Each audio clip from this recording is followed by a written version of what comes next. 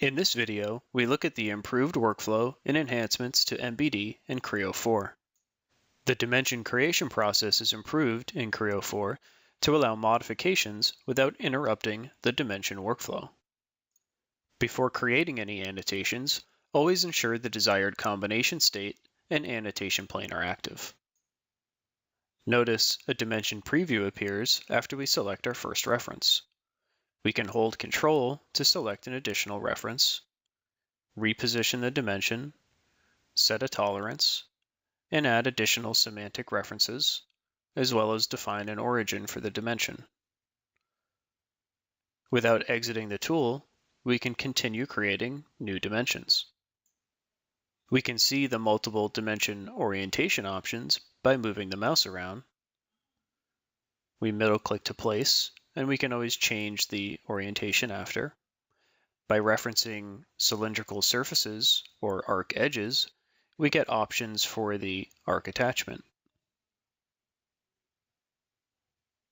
We can add additional semantic references, and again set a dimension origin. Middle-click to finish the dimension tool. Now we can right-click and choose Move to Plane if desired. Let's create datum feature symbol A, and notice it can be placed on a surface, GTOL, dimension, or dimension witness line. As per current standards, datum feature symbols cannot be placed on a datum plane or axis. When we place a datum feature symbol on a surface, it is much easier to adjust the placement. Dragging the datum, we can adjust the leader length and the position in the annotation plane. Dragging the leader, we can adjust the placement on the surface, but notice it cannot be dragged off the surface.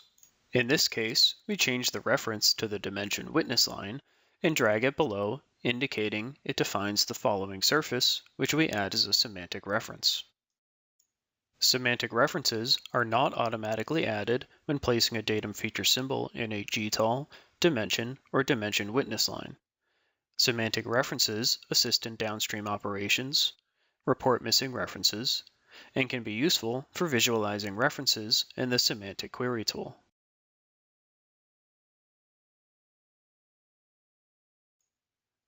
Next, we'll create some annotations on the front plane.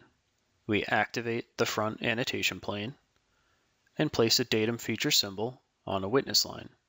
It is named B automatically, and we can add additional semantic references, including a datum plane.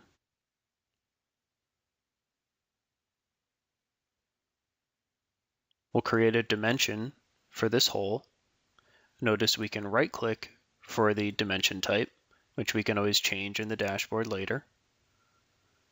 We can flip arrows and place a GTOL in the dimension. We can type datum feature symbol names, select an existing datum feature symbol, or new in Creo 4, type a datum feature symbol name that is not placed yet. We'll place datum feature symbol C and add semantic references. Notice there is now a relationship between that datum C and the GTOL. If we change the name of datum C, the GTOL will update.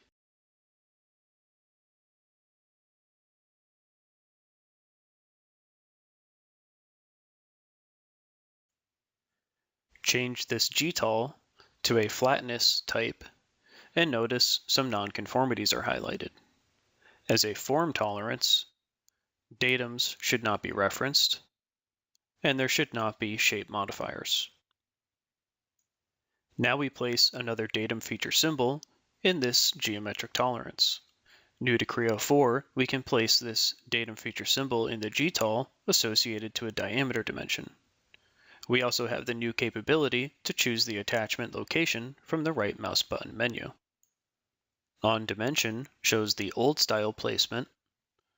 There is a new style placement on dimension elbow.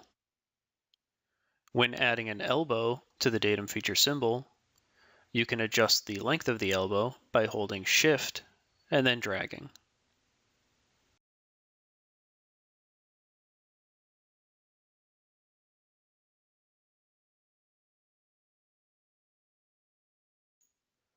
Let's create another GTOL and place it in this diameter dimension.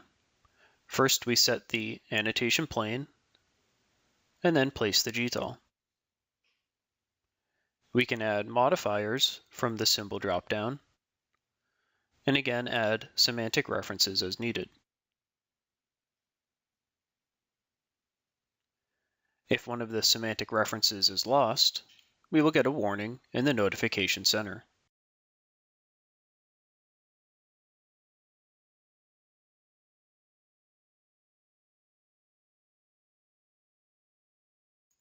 In Creo 4, combination states are enhanced for downstream viewing in Creo View.